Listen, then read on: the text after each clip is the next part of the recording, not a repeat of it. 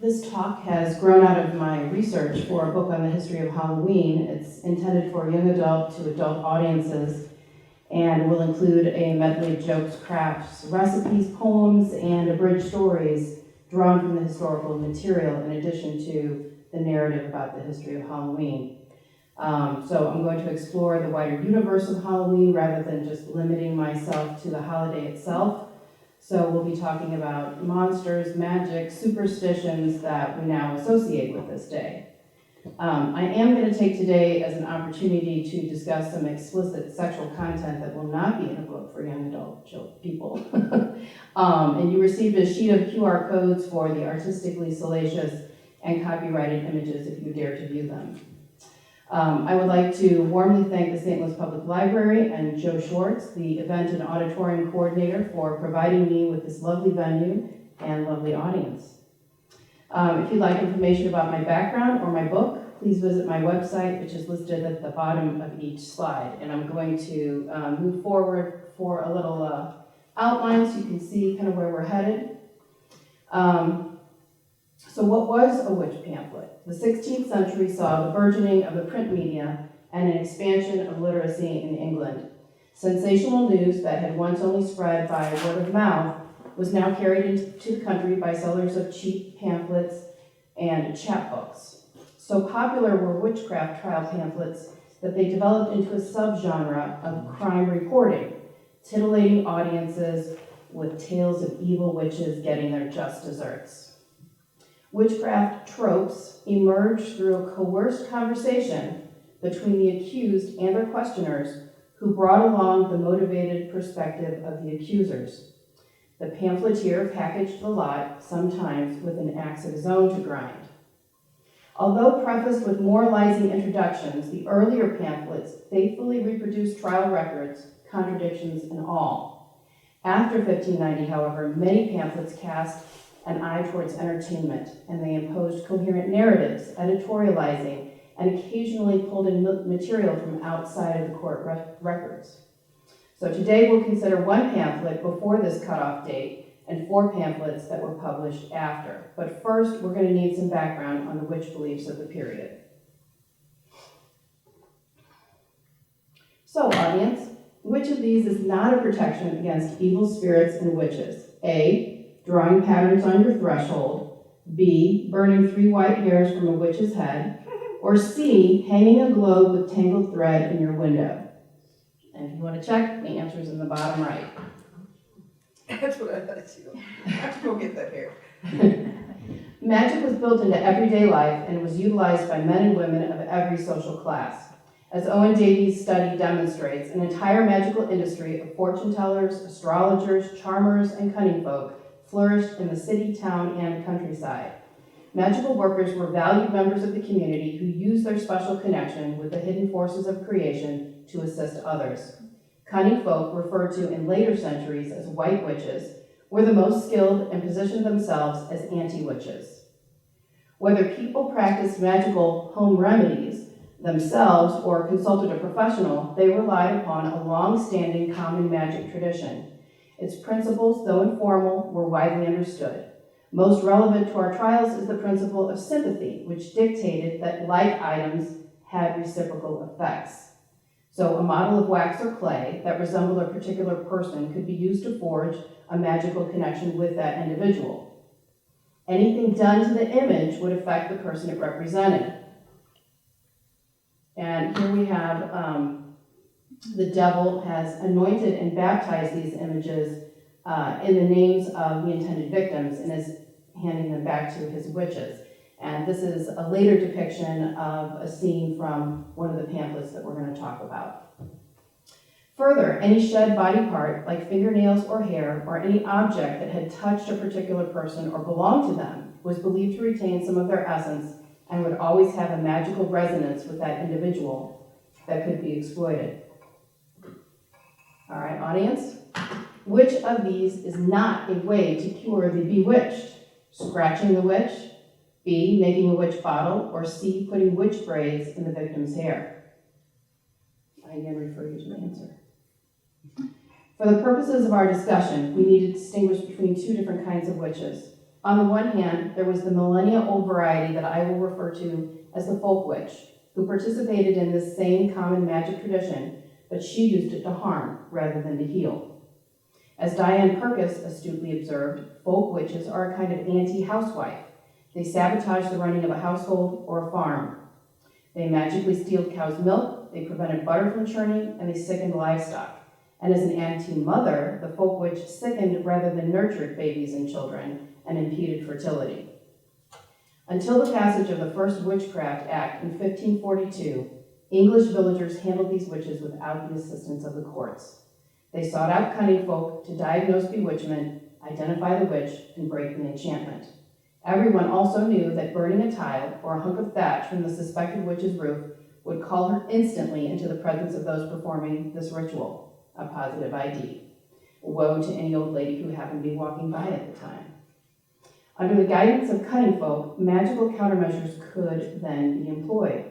Witch bottles stoppered up the perpetrator's waters or urine with their hair and fingernail clippings, along with threads and iron nails or pins. Wait a minute.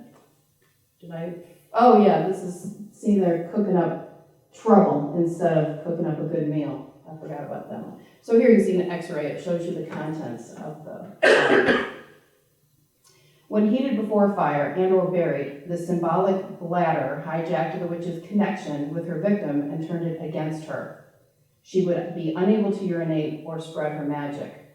Above all, scratching the witch, usually in the face, sufficient to draw blood, was believed to break her power. Of course, running the suspected witch out of town or murdering her outright would do the trick too. Okay, audience, which of the following were satanic witches not thought to do?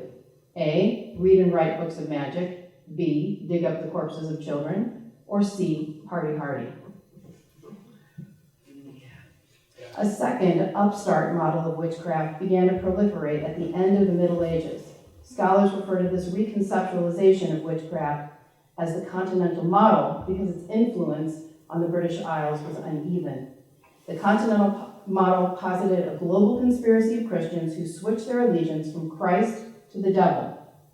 These men and women masqueraded as Christians by day while doing the devil's bidding by night. Headed by Satan, this organization was an anti-church, sort of an upside-down world, with perverse corollaries for many of the church's rituals and practices. On the continent, Satan's congregation gathered not in a church, but at a synagogue for a Sabbath. So I hope you're picking up on the anti-Semitism. And this is a depiction from a Swedish trial of a banquet in the mythical place of Blockula. Though the Sabbath was less common in English trials, it was reported, sometimes as a lower-key meeting. Though the first women accused in the hunt were usually suspected of a particular crime, murdering somebody's cow, murdering somebody's baby. The later women could be condemned simply because they were named as being present at the Sabbath with no other crime committed. Whether at a Sabbath or upon encountering the devil, witches formally renounced their baptism and then were free to sign a pact with Satan.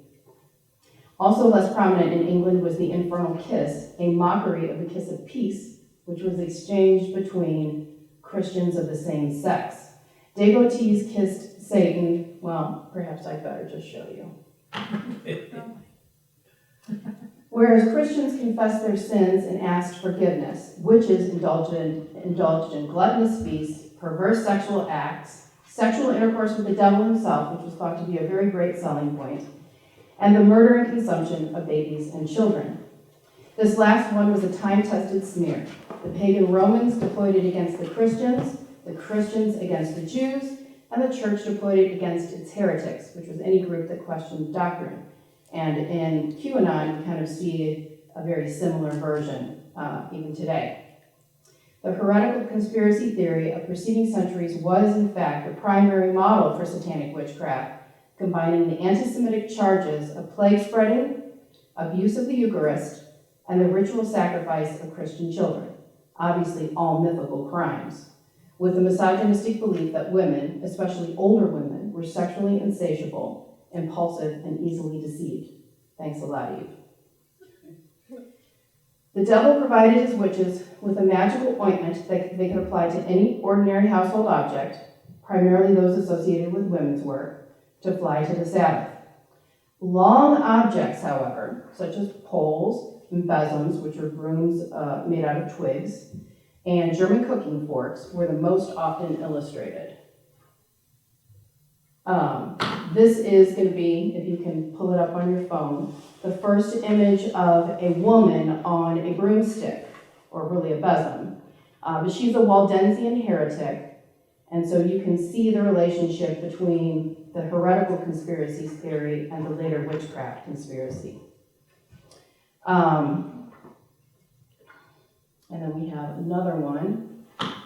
This is a 70-year-old English woman who is right here, again turning the devil down on his persistent offers to become his witch. That's why she looks a little bit alarmed. The long, stiff implements emphasize the lascivious behavior of witches, who, it must be noted, are on top of the broom, yet another inversion of the godly order. You get my innuendo, people? Everybody getting it? Yep. All right. In exchange for their allegiance, the devil put his powers at the witches' disposal that they might obtain revenge on any of their enemies, and he promised to protect them from exposure and harm, though he was notorious for abandoning a witch when she needed him most. What did the devil get out of this? Well, he distributed powders or potions that would magically spread disease, maim and kill, and or inflict infertility or miscarriages. The infertility was creatively represented in images as witches carrying a basket of severed penises. Quite a harvest. According to scholar Joseph Hansen, satanic witchcraft was conceived of by itinerant friars who kind of, like a stand-up comedian, kind of workshopped this live as they moved from town to town, preaching exchange for food and lodging. They capitalized on the distress of communities afflicted with a crisis, and then attributed that misfortune to their newly minted demonic witches and sparked panics in their wake. Ronald Hutton identifies a major 20-year-long church council in Switzerland as the point from which this continental model of witchcraft spread. Clerics attending the council returned to their homelands and wrote their own books on the topic. So it didn't spread as fast as QAnon and social media, but it was still disastrously effective.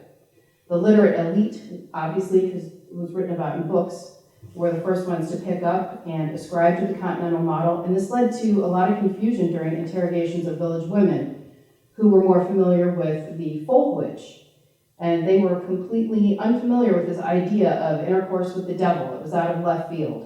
Yet interrogators wanted to know, is sex with the devil pleasant or painful? Was the devil's penis really icy cold, like the demonologists had theorized? Because the devil doesn't have a body, but he can kind of concentrate air to make one. I don't know. That's what they say. People are saying. All right, audience. Which animal was never named as a witch's familiar in a trial? Was it A, a butterfly, B, a white rabbit, or C, a bat? Taking a cue from the continental model, the English formulated an eccentric version of the familiar. Unlike the demonic animals that flew continental witches to their Sabbaths, the English familiar was more like a servant pet. Upon making a pact with the devil, English witches were assigned personal demons known as spirits, fiends, or imps, who carried out evil deeds on the witch's behalf in exchange for food. Like the devil, imps could assume the shape of ubiquitous animals so as to escape notice, and witches could assume those same forms as a disguise. The original list of creatures was wide, however, dogs, especially black, cats of any color, and toads were the most commonly mentioned. How to explain the English familiar? Scholars observe that familiars resemble the demons that were said to serve magicians, and fairy patrons who trained mortals in the healing arts, and household fairies or hobs who performed chores in exchange for a bowl of milk. But they also seem like early versions of pets. In fact, some of the accused admitted to keeping their familiars in wool-lined boxes and gave them names that recalled pets, such as Tom for tomcat or prick ears for a mouse. Cats might have edged out other animals because they'd been part of the propaganda against heretics, what with the devil appearing at their gatherings as a black cat. And over time, cats also became very closely affiliated with women, whereas dogs became affiliated with heretic hunters. So it's kind of the origin of the fighting like cats and dogs trope.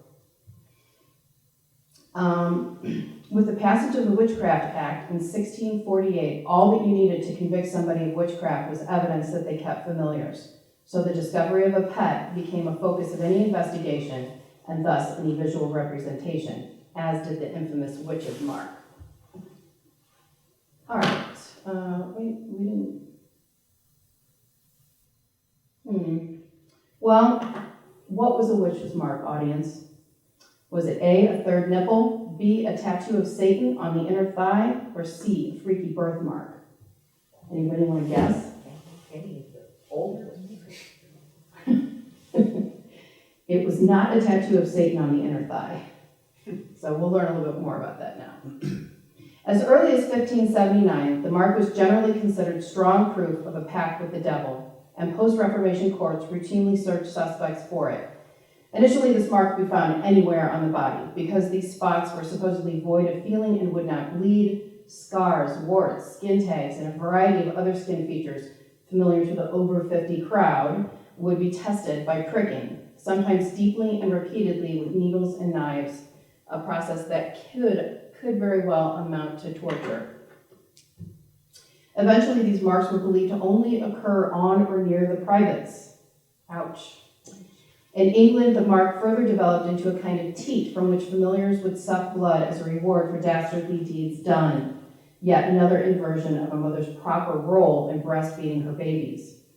Older matrons in the community who believed they could distinguish normal skin anomalies from a witch's mark might serve as so-called searchers who would examine the accused. The prospect of such a humiliating and immodest search, which involved stripping and shaving, may even have motivated some women to confess just to get out of it. All right.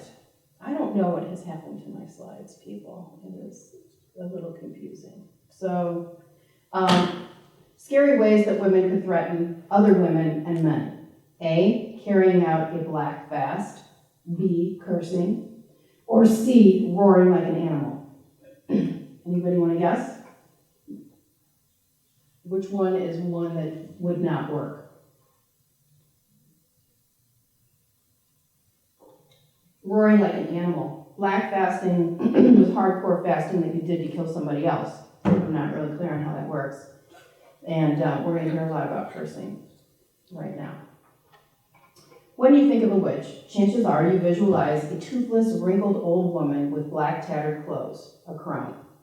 That's because this is more or less an accurate profile of most women accused of witchcraft in the British Isles, a stereotype as well known centuries ago as it is today.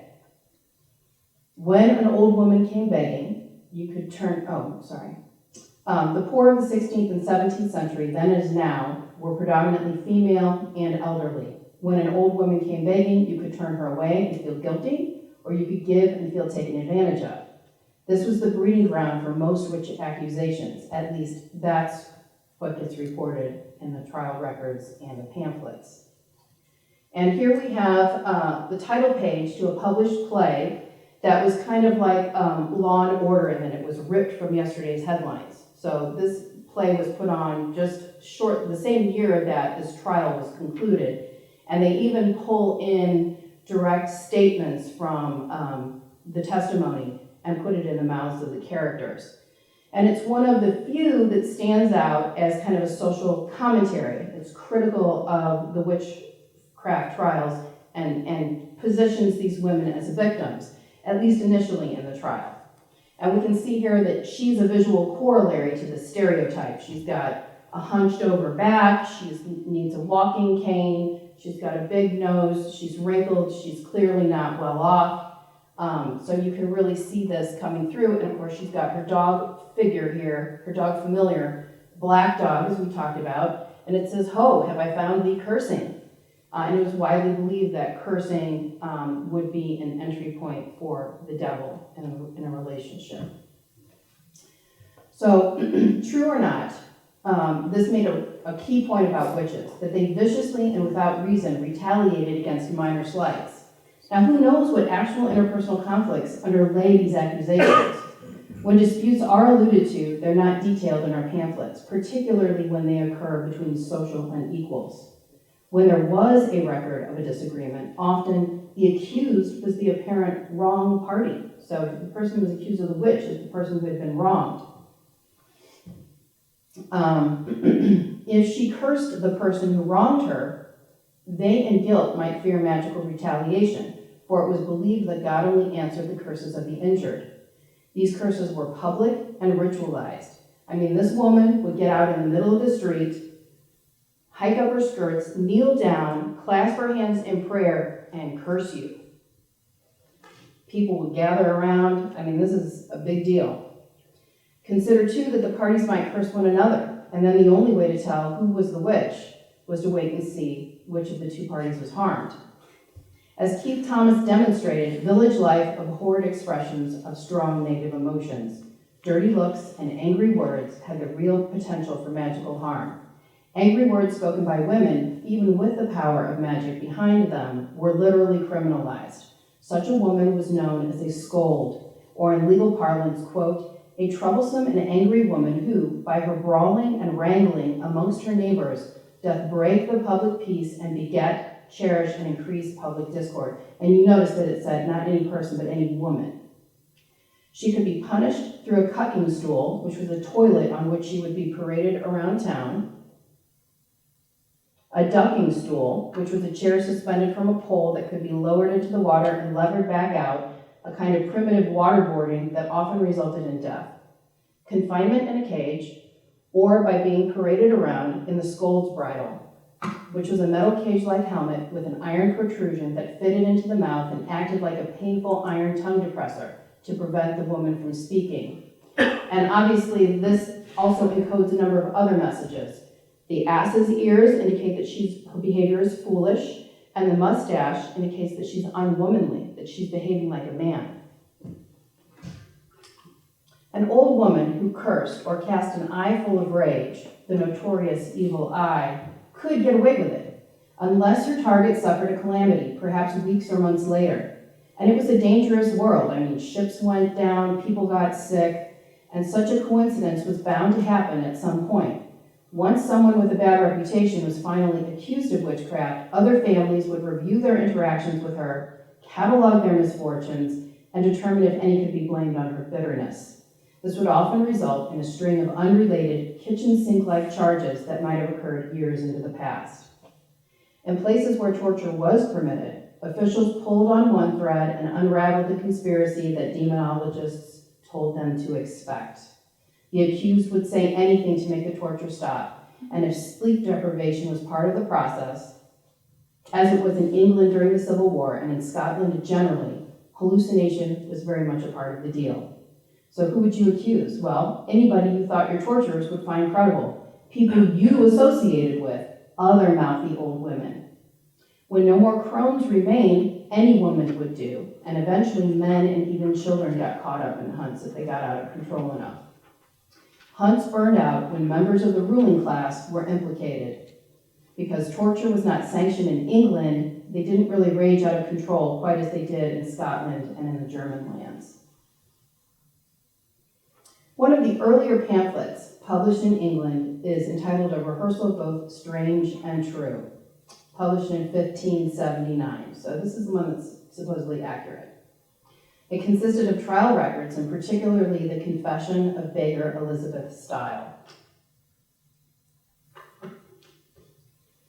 She claimed to have been seduced into witchcraft, forsaking God, by two older women, Mother Dutton, a very poor woman, and a very poor woman, Mother Duel. Elizabeth herself was a 65-year-old widow, described by the author as a lewd, malicious, and hurtful woman to the people and inhabitants.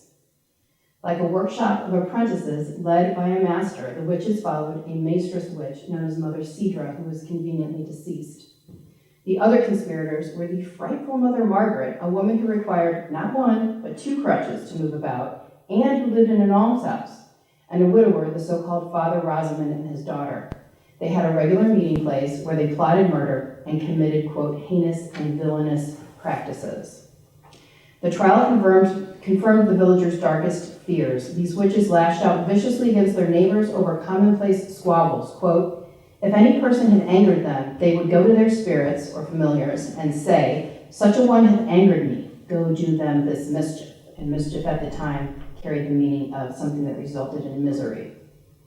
In the end, Elizabeth confessed that her group had magically murdered a former mayor, 2 butchers, another guy, maybe his maid, and sickening 4 others who were covered, and let's not forget the murdered cow. Now, why would these helpless old women turn so cruelly upon their neighbors?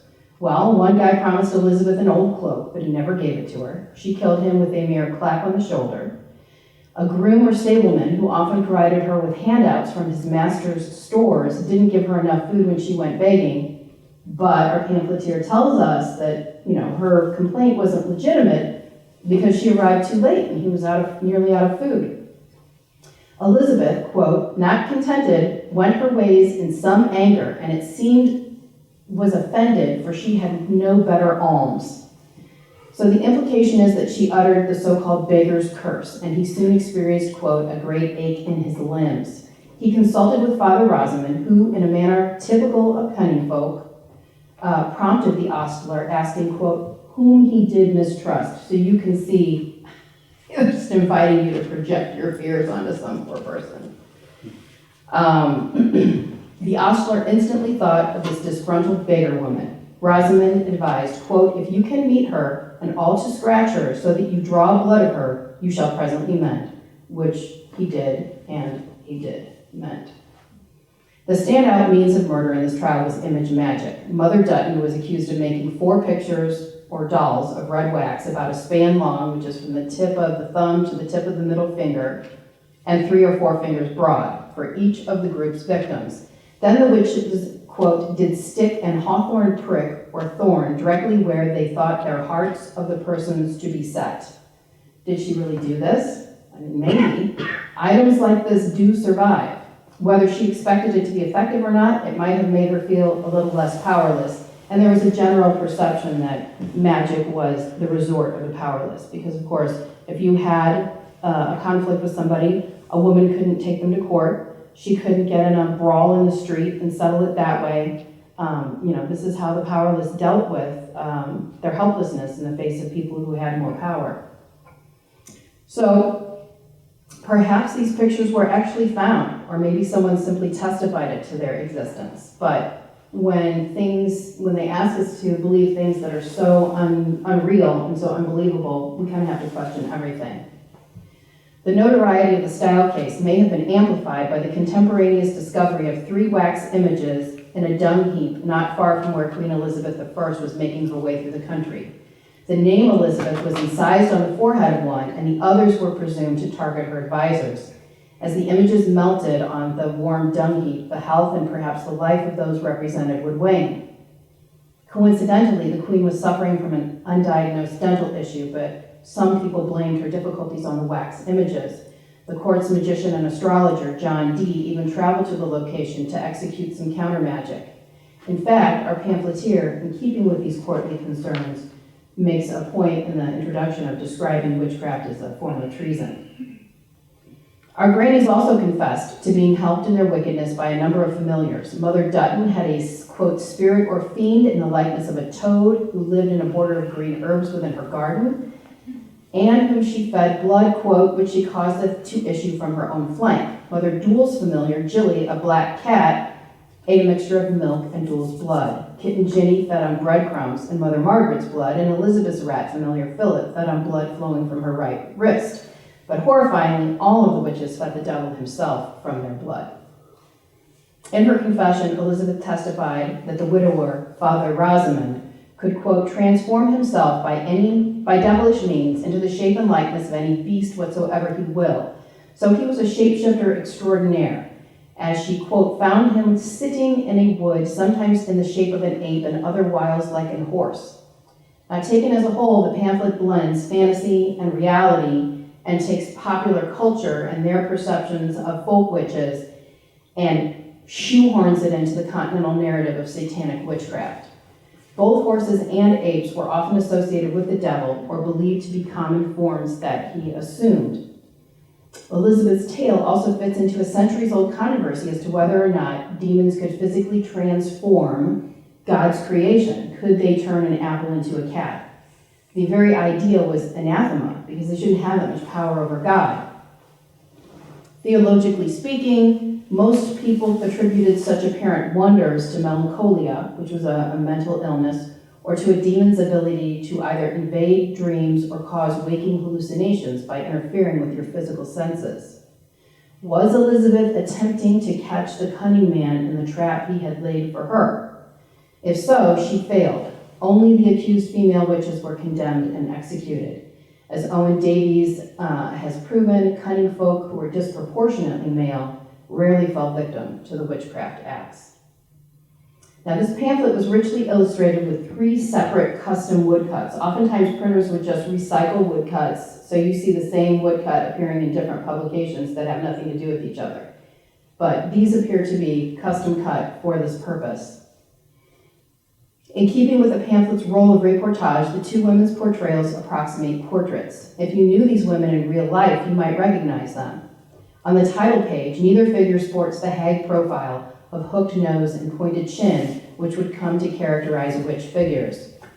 In a second woodcut from the pamphlet, though, the figure is depicted as a hag. Some scholars attribute the hag profile to the effect on the face when teeth no longer provide the mouth with support. The jawbone shrinks, leaving the nose more prominent and drooped. This also makes the chin appear longer. The look was fully crystallized in Disney's hag from Snow White, so if you need reminding what she looks like, you can go to the QR code. Of course, not all women were this gummy. Other scholars trace the hag profile to the figure of the evil Jew stereotype, with a hooked nose and bearded chin. In the main, Christian men, unless they happen to be kings, are clean-shaven. Now, while not all Jewish figures were so stereotyped, artists employed this profile when they wanted to communicate a bad Jew, somebody who's playing the villain in the story. And in this next image, it shows a picture of death, and you can see that he very menacingly has the hooked Jewish nose, the pointed beard, and he's also darkly skinned, as demons and the devil often were at this time. We didn't have red devils back then. Black was too associated with evil, so that was the color that they chose. In Christian culture, Jews were the OG villains, and anything associated with the stereotype could be and was used to smear other outsider groups. Either way, the hag and Jew profile likely resonated with each other, reinforcing an aftertaste of evil in both depictions. Earlier in the centuries, when writers were first selling the idea of demonic witches, German artists Albrecht Dürer and Hans Baldung crafted a new darkly sexual and misogynist witch imagery. The witch figures of these artists were differentiated from good Christian women by their nudity, occasionally lewd poses, and loose uncovered hair, which is all indicative of their loose morals. Groupings of witches of different ages emphasized the fact that any woman could be a witch, and alluded to male fears of the way women are transformed by age.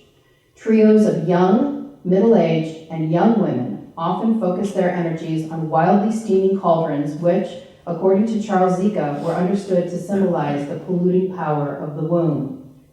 A concept rooted in the mythical power of the menses to poison crops, drive animals mad, wither fruit, and corrode metals, and to think we just throw it away.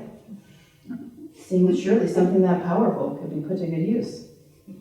A rationalization to explain the predominance of older women as witches was the belief that in failing to menstruate, older women retained the menses, which poisoned them body and mind. Women also dried out as they aged, and therefore craved the heat and moisture that only men provide, rendering postmenopausal women more sexually ravenous than younger women. You can also perceive in the image the horror provoked by the conjunction of an old body and an excessive libido. Such images also often included a witch riding on a goat, sometimes suggestively gripping its horns, and sometimes riding backwards. The backward riding harkened back to earlier images of Jews intended to convey the stubbornness and absurdity of their wrong thinking regarding Christ. the trappings of necromancy or black magic, which if you're looking at the image, you can see the bones, the body parts, the toads, the dead babies, and the ritual magical implements further secure these figures' identity as satanic witches. Our women, however, appear perfectly normal, except for their freaky pet. They wear dresses typical of the era, and their hair is neatly tucked away under their, coiffed cap.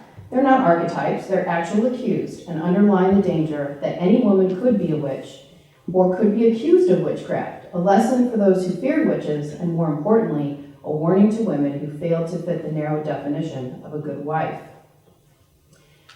I'll give you guys a moment to kind of take this picture in. Our next pamphlet, published in 1613, is entitled Witches Apprehended, Examined, and Executed. The accompanying woodcut compresses separate events that took place over a period of weeks into one image. It depicts the process of swimming the suspected witch Mary Sutton. While illegal and inadmissible in court, swimming held that as the witch had renounced her baptism, so would a body of water reject her. Drowning, however, was not a common or expected outcome. The first time Mary was tested, her arms were tied across her chest, and, quote, she sunk some 2 foot into the water with a fall, but rose again and floated upon the water like a plank of wood. This result justified a search for a mark, which they found on her left thigh. The second time Mary was thrown in, they bound each arm to the opposite leg, and, quote, she sunk not at all, but sitting upon the water, turned round like a whirlpool. Jostling the rope up and down, they still could not make her sink. The swimming, however, is the final event depicted. The first instance on the left, the second whirlpool incident, though it looks more like she's floating on a shallow dish. Does everybody see that? On the right. The rest of the woodcut illustrates events that led up to this regrettable incident. Now, Mary Sutton was the daughter of the town's hogsherd, or hogkeeper, Mother Sutton. A widow, Mother Sutton had lived in Milton for 20 years and had originally been made hogsherd by the townsmen to alleviate her poverty. She seemed to enjoy a good reputation, and everyone acknowledged her dutiful care of her swineling charges. Her daughter Mary lived with her mother, quote, as a stay and comfort to her old age. So it all sounds pretty neighborly, right? Pretty supportive. But when you wind up in the miller's pond, as Mary did, you know something's wrong. Mother Sutton had some disagreements with her social superior, Master Anger. And again, that's not detailed. According to trial records, she, quote, vowed to take a strange and actual revenge on him. And it was indeed strange. She was accused of magically strangling some of his horses and beating out the brains of others, a considerable financial loss. More damningly, she caused his hogs to quit the fields and their troughs and tear out one another's guts. 10 or 20 other hogs committed suicide by running en masse into the mill pond and drowning. See the woodcut lower right? The hogs look like dogs. This pamphlet was published after 1590, and it would have been difficult for someone of the period to hear about pigs drowning themselves without thinking of the biblical story of the Gadarene swine. So Jesus encounters two men in a cemetery, and they are possessed. He casts out the demons, and they say, oh, don't throw me in the briar patch. They say, whatever you do, don't send us out of this country, just put us in those pigs over there. And Jesus indulges them.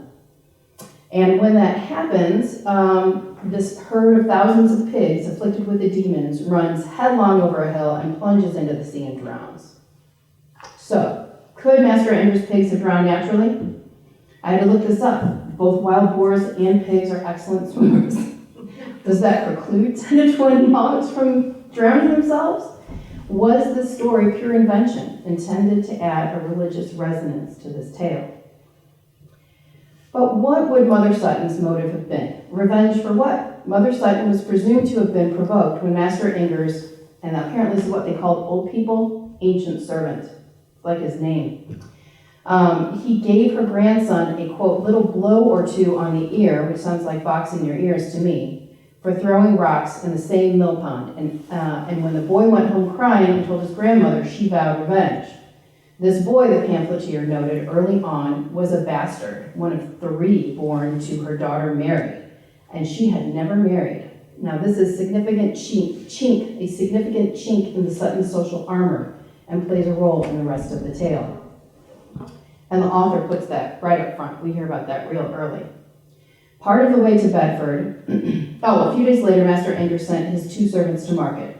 Part of the way to the market, the servants noticed, quote, a goodly fair black sow, you can see her over there, right? In the field, who gamely trotted along with the horses. Aw. Until that is, she began to spin around about as readily as a windmill sail at work. Startled, the horses bolted in different directions until the strongest horse set a course. Bags of grain go flying, people, as the servants give chase. So you can see that happening top right. Before it was over, the axles were torn from the wagon, and eventually repairs were made. They arrived at the market, sold the grain, ladies and gentlemen, a real nail-biter. The ancient servant, however, stayed in Bedford for a few hours after the sale and, quote, fell carousing with boon companions like himself, and in the height of their cups, which evidently in England means super drunk. He shared his tale and must have been a fine storyteller, for, quote, some wondered, all laughed. The next day, back on Master Anger's land, ancient servant is still talking it up, even as he was at the plow, when a beetle landed on him and began stroking his chest. Yes, a beetle. Yes, stroking. Suddenly, ancient servant fell grievously ill. Now folks stopped laughing and became suspicious, tracking the black sow back to Mother Sutton's home. The servant was carried home and languished in bed, suffering so severely that his friends wished for death to end his misery. It sounds like a stroke to me. One moonlit night, however, the daughter Mary Sutton came in ancient servant's window, sat down at the foot of the bed, and was knitting and staring him in the face. Seems like she was just caretaking, but the pamphleteer reports that his suffering intensified. She informed the paralyzed old man that if he pleasured her, she would return his health. Every old man's worst nightmare, sexy young witch demands sex. The pamphleteer accounts it as a miracle that this man, who could neither move or speak, did, quote, by divine assistance, free power and liberty to give repulse to her assault. And he further berated her for, quote, her abominable life and behavior in having 3 bastards and never a husband. Hearing of Mary's attempted seduction of the old man, Master Anger tried to trick her into admitting her guilt. But feisty Mary knew her rights, though, and wasn't falling for it. Quote, she utterly refused and made answer she would not stir a foot, neither had the authority to compel her to go without a constable. Anger, however, ordered his men to put her on a horse. As soon as they hefted her up one side, though, Mary slid down the other, cartoon style. Eventually, they had to, quote, hold her violently down to the horseback. And once they had her before the ancient servant, what? Scratched her. And he somewhat recovered. But then she slips in a little touch on his neck, and he starts going downhill again. Word spread, quote, up and down all Bedfordshire. And Mary's wickedness was, quote, being rumored as well abroad. So this is where we see things really starting to spin out of control. When Master Anger's 7-year-old son saw Mother Sutton walking to the mill to grind grain, he began, quote, flinging stones at her and calling her witch because he had overheard some of this talk. Very unfortunately, the boy later sickened and died. And even more unfortunately, Mary's son, Henry, one of her 3, saw the writing on the wall and testified that he overheard his mother and his grandmother plotting to kill Anger's son. I mean, he was going to have to continue living in this community, and male relations of witches were sometimes accused and met a bad end, though it was very rare. So playing the hero, Henry came forward to, quote, break the neck of his own mother and grandmother. He testified that they invoked their familiars, fed them on their witch marks, and commanded them to, quote, strike the little boy. Under the advice of a visiting friend, Master Anger, quote, wrapped in a sea of woes after the loss of his son, went to seize Mary and test her. They struggled again to get her on the horse, so Master Anger, quote, beat her till she was scarce able to stir, with a cudgel I'm sure he just happened to have with him. At the end of her ordeal, Mary remained impressively defiant, as any witch would be, and was expected to be. But learning that her own son had condemned her, quote, her heart misgave her, and she confessed to everything. For the pamphleteer, this was a cautionary tale, that even women without a witchy reputation could be flying under the radar. Looking back at the Sutton's residence in Milton, the pamphleteer notes, quote, many cattle oftentimes miscarried and were taken with staggerings, frenzies, and other diseases, to their confusions and impoverishing of the owners, yet she was not till of late suspected to be the cause thereof. This was because, quote, these witches having so long and covertly continued to do much mischief, and kept no one the wiser.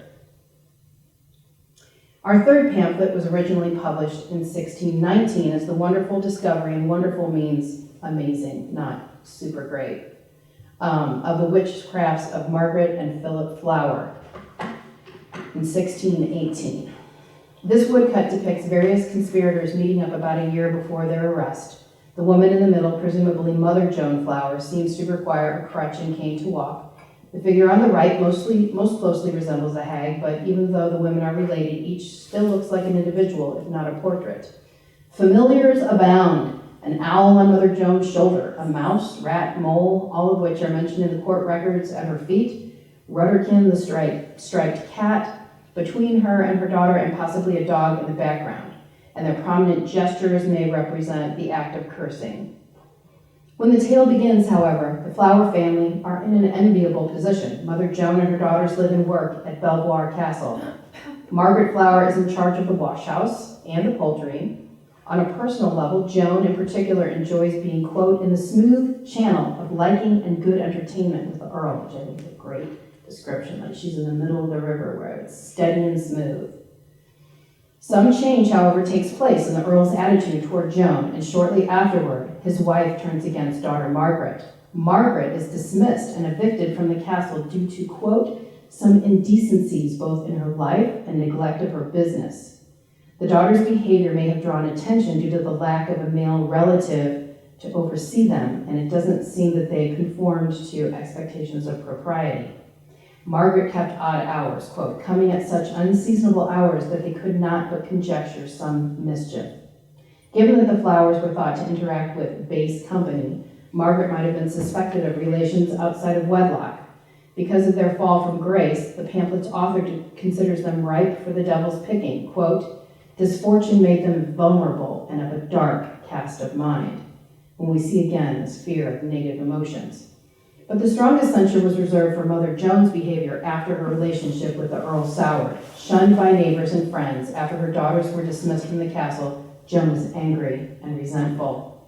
Most damningly, she was not quiet about it. Quote, she grew past all shame and womanhood, and many times cursed them all that were the cause of this discontentment. Joan's failure to hide her frightening emotions and worse, turn them into verbal violence, was risky. She was, quote, full of oaths, curses, and imprecations irreligious, so much so they actually believed her to be an atheist, which was unthinkable at the time. It's even claimed that Joan was physically transformed by her unwomanly emotions. Quote, her very countenance was estranged, her eyes were fiery and hollow, her speech fell or deadly, and envious, her demeanor strange and exotic, and her conversation sequestered, meaning she didn't talk freely anymore. She became, quote, a monstrous, malicious woman, in the words of the pamphleteer. In fact, the whole Flowers family made their neighbors jittery. In keeping with expectation, the Flowers had a reputation, quote, for these complaints began many years before either their conviction or public apprehension. Their initial goodwill towards the Earl, however, proved to be a deceit.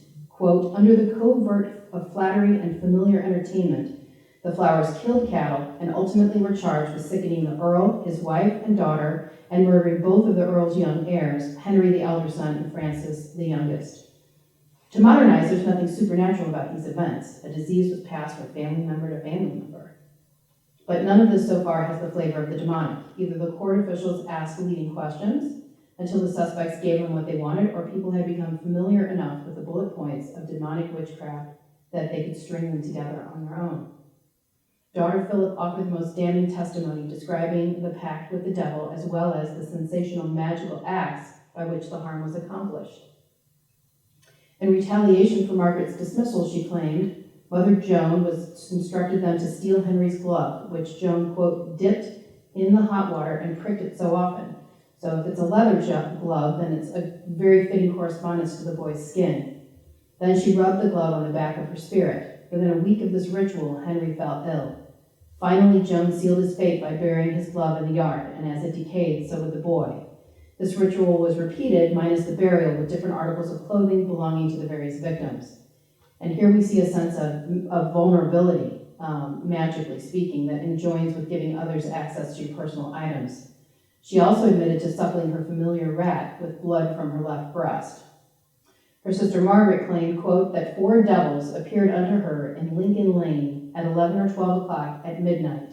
The one stood at her bed's feet with a black head like an ape.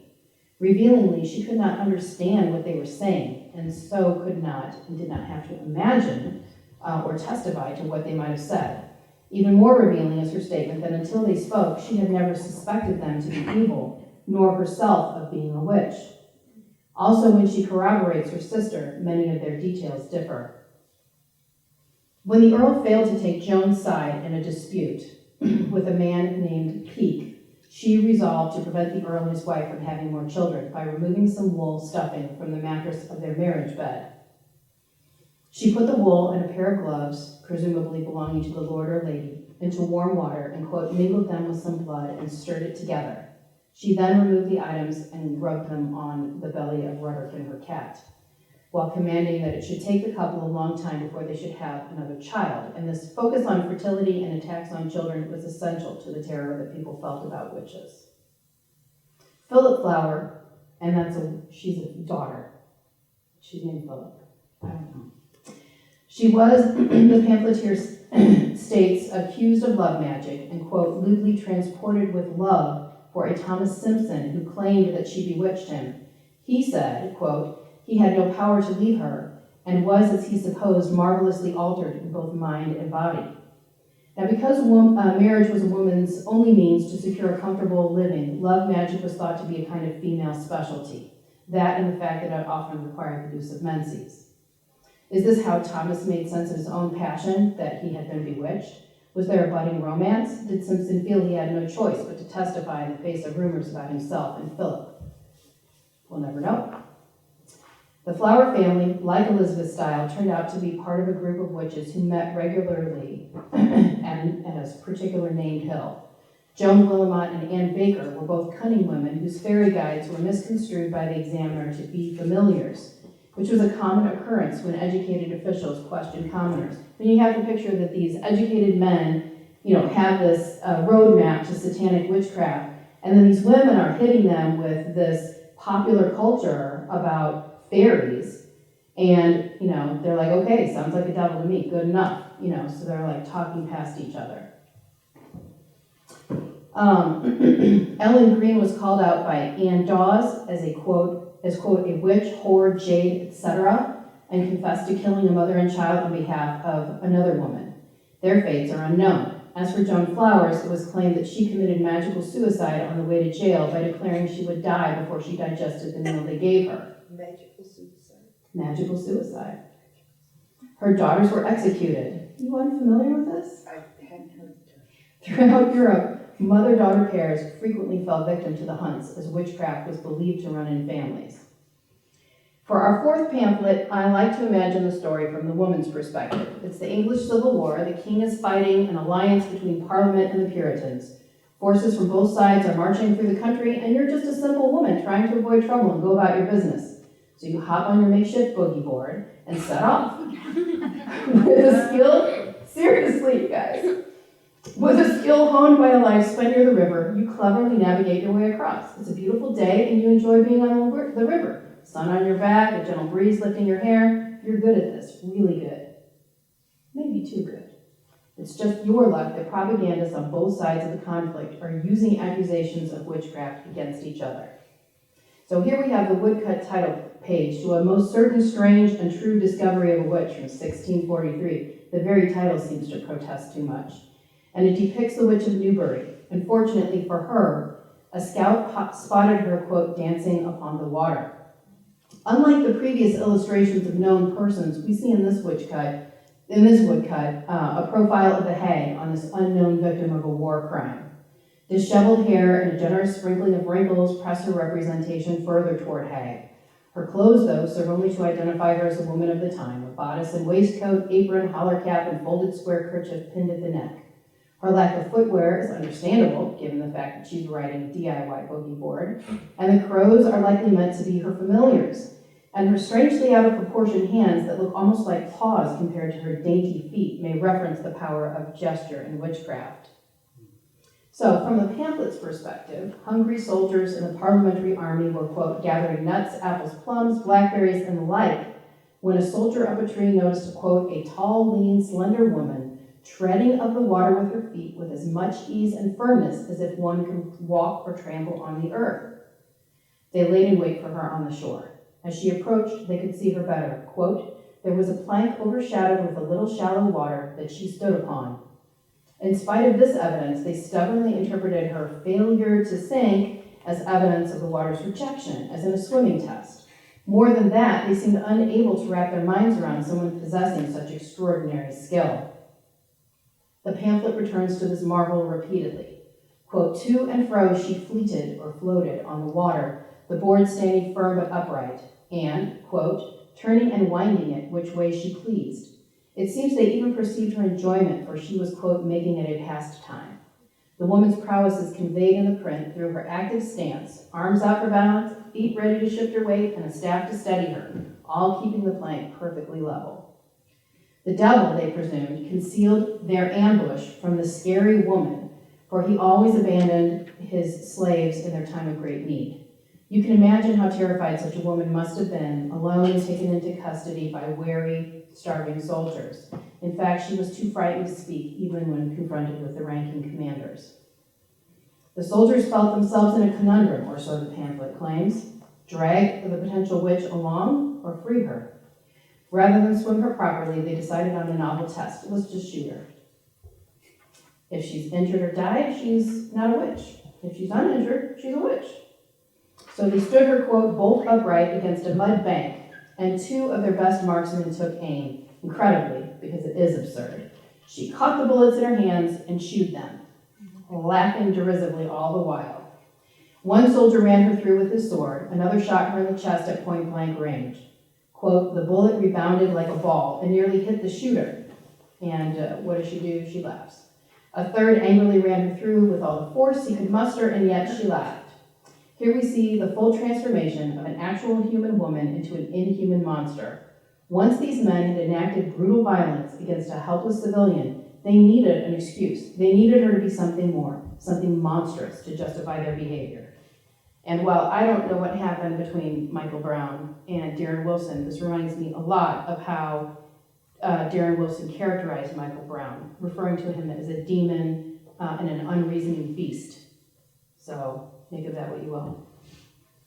Finally, someone remembered the power of drawing blood of a witch. The witch knew then that the jig was up. She delivered a prophecy naturally, one favorable to the parliamentary forces and their propagandists. When she stopped speaking, a soldier, quote, immediately discharged a pistol underneath her ear, at which she straight sunk down and died. Our final pamphlet, you guys holding up okay? I know this is a lot of freaky information all at once. Fire hose style. Our final pamphlet was written by the infamous self-described witch-finder general Matthew Hopkins, entitled Matthew Hopkins' Discovery of Witches. It was printed in 1648 to defend himself against critics and salvage his reputation. This witch prosecution began like many others. A tailor, John Rivet, sought out a cunning woman to determine if his very sick wife had been bewitched. The cunning woman confirmed his suspicions, informing him that two of his female neighbors were responsible. As he lived on a hill, she said one lived a little bit above and the other below. As was the case with Father Rosamond, the identification was vague enough that John Rivet could draw his own conclusions, and they were easy to draw. Some time ago, Elizabeth Clark's mother had been tried and executed for witchcraft, and sadly for Elizabeth, she happened to live a little bit above John. Justices ordered Elizabeth be kept awake and observed her for 3 days. And exhausted Elizabeth, quote, confessed she had carnal copulation with the devil 6 or 7 years, and that he would appear to her 3 or 4 times in a week in the shape of a proper gentleman with a laced band having the whole proportion of a man. She styles him an ardent lover, quoting the Dever, "Bess, I must lie with you." This round of accusations took a bad turn in the shape of Matthew Hopkins. In the chaos and lawlessness of the English Civil War, He and John Stern and a number of female searchers peddled their services to numerous towns. The string of Hopkins-related trials were unlike the others in England. Confessions under duress generated ever-widening circles of accused accomplices, much like the crazes in the German lands. Elizabeth testified that Anne West drew her into witchcraft out of pity. Anne had witnessed the impoverished Elizabeth trying to gather sticks, a difficult undertaking for someone with only one leg. Anne advised her, really dangerous lady.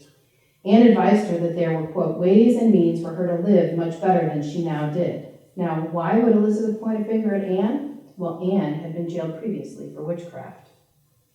After Clark was accused and taken into custody, people with new accusations came out of the woodwork.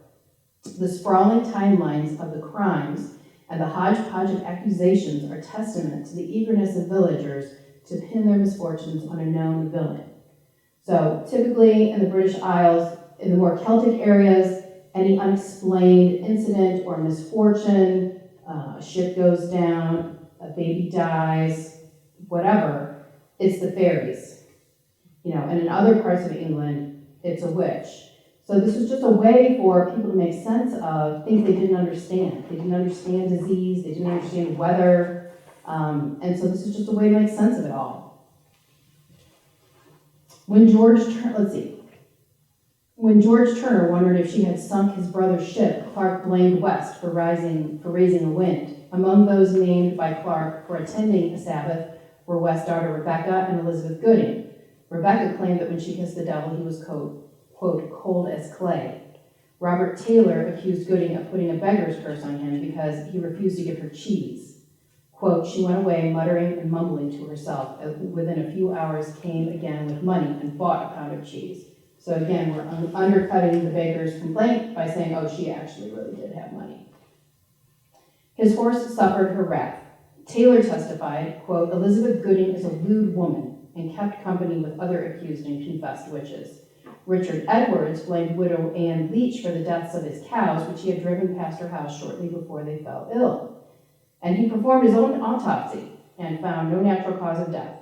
Richard Edwards further blamed Gooding for the death of his child because his wet nurse lived near Clark and Gooding. Leach's daughter, Helen Clark, was overheard cursing Mary Parsley, with whom she had a disagreement, and 6 weeks later, Parsley's daughter died. And one guy even blamed his horse shying on the witch. And on and on.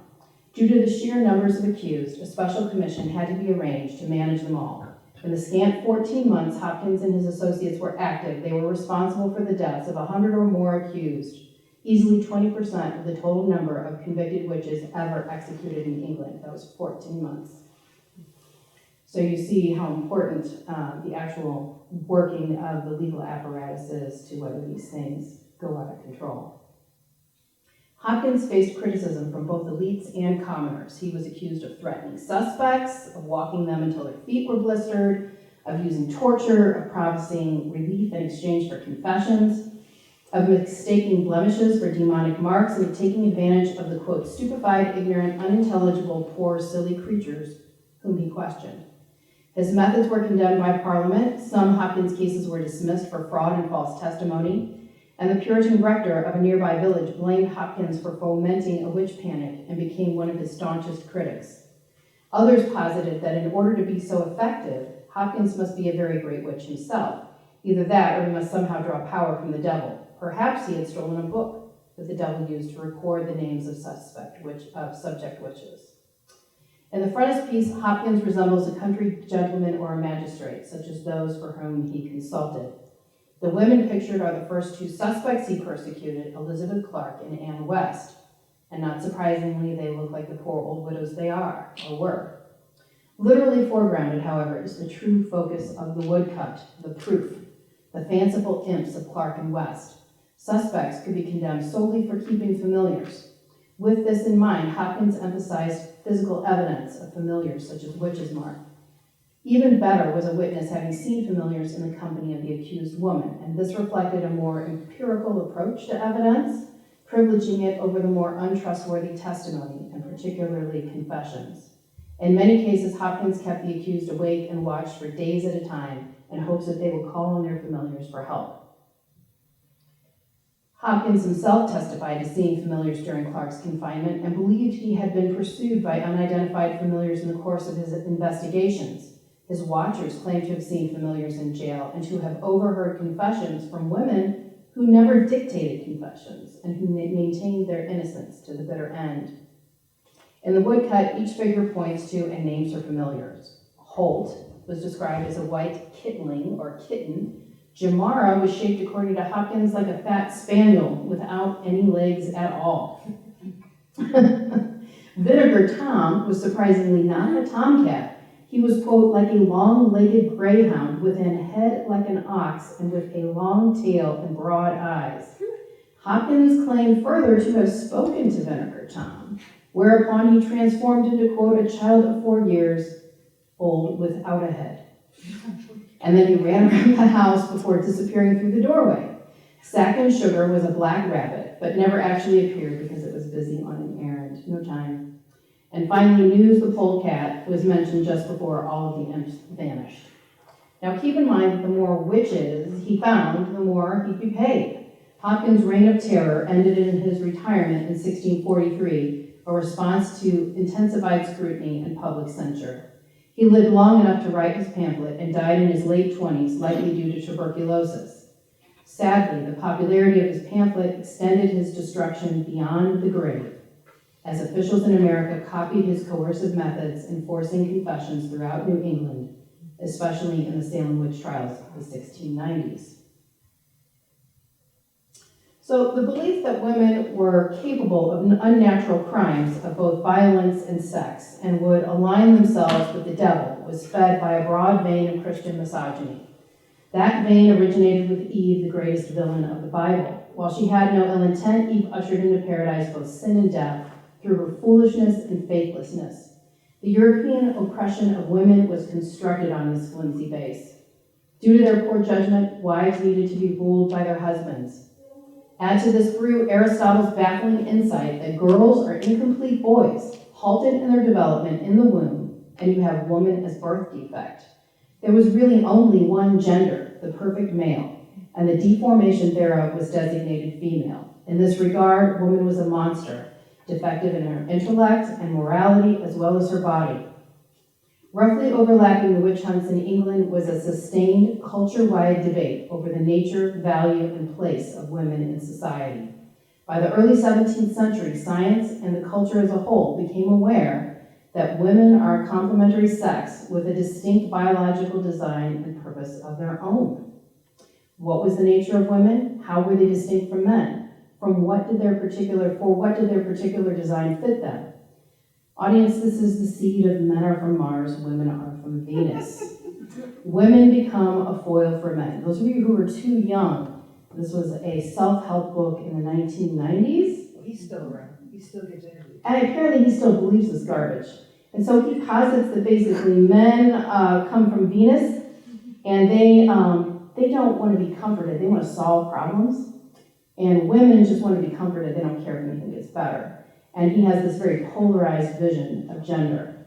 So women, in the same way, become a foil for men. Men embodied all the qualities women lacked: rationality, self-restraint, steadiness, ambition, seriousness. Women embodied all the qualities men lacked: emotionality, fickleness, vanity, frivolity. Significantly, this debate took place in the small press, the very arena where people from all levels of society learned about witchcraft. Both men and women read about and debated what made a good woman. Such a woman, though vanishingly rare, would conduct herself largely in the private sphere with meekness and quiet submission. Having preserved her chastity, she would become a supportive wife and mother. But this wasn't merely a philosophical exercise. Whatever women's role in society was, a significant number were stepping outside of it. A range of dissenting religious sects. So when the Puritans got in power after the English Civil War, they didn't put any limits. They didn't try to control the church or religion. So you had all these different kinds of groups with their own, liberal ideas proliferating. And they enlarged the roles that women could play in their churches. This launched a separate but related pamphlet war against the Society of Friends, better known by the derogatory term Quakers. They allowed women to preach. Thank you. In public. Oh, sorry. There we go. Thank you. In Quakers, the anti-woman strain merged with witchcraft pamphlets. Women who preached were characterized in art and literature as unwitting instruments of the devil. In other words, witches.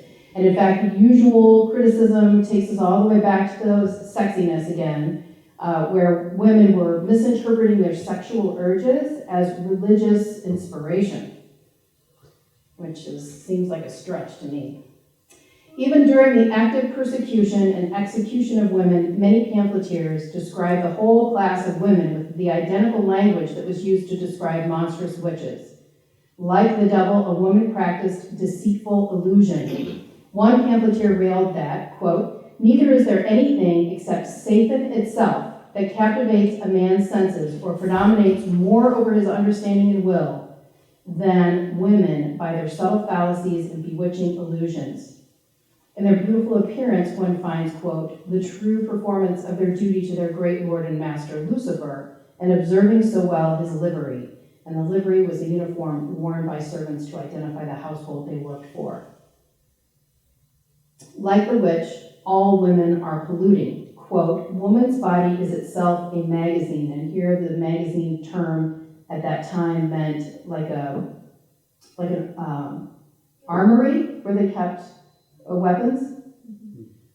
So, woman's body is itself a magazine of corrupt and ill humors, or liquids like we talked about the menses. And also, like the witch, all women strike out with angry speech, quote, "scolding, abusing, and detracting from their neighbors, though ever so good." And it's not surprising when there's such a narrow path to good womanhood, and then there's this wide lane for getting it wrong, that you're going to have women involved in policing other women. So the fact that we have searchers who are women, that we have cunning women who are involved in trials, is to be expected, because the best way to signal that you're one of the good ones is to turn in one of the bad ones. So, is it any wonder that in England, 90% of the 500 persons convicted and executed for witchcraft were women? I could go on, but I think you guys have probably had it. Does anybody have any questions? I have one. Yes. How did the Wiccans play into this history? Okay, that's not really the focus of what I'm doing, but my understanding is that there was a scholar named Margaret Murray in the 20th century who postulated that these practices that we're hearing about, this common magical tradition, actually consisted of an underground survival of paganism. And that's what kind of touched this off. I think there was a French, is it Michelet, who also postulated this. And even as far back as the 1800s, one of the Grimms suggested that some of the things in their stories were survivals of ancient German religion.